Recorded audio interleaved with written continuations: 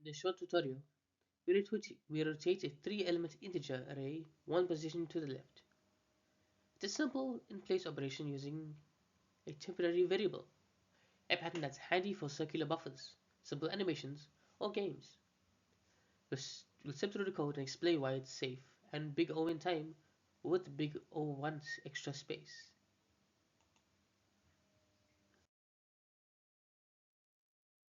We take 3 elements and perform a left rotation. Every element moves one index left, and the first element wraps to the end. Because the array length is 3, the code is tiny and easy to read, but the idea generalizes to any length.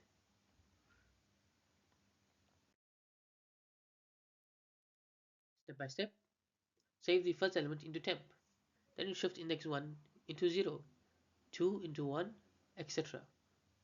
Finally, set the last slot to the save temp.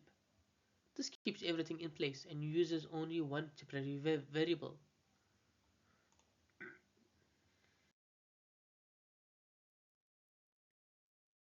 This is a standard left rotation algorithm. The loop runs len minus 1 times. For length 3, that's 2 iterations. For larger arrays, you do the same pattern or use modulo indexing for k rotations. It's big O in time and big O1 space. For 128, the algorithm does store 1, move 2 and index 0. Move 8 to index 1 and put 1 at index 2. That gives 281. Some logic works for any 3-element array.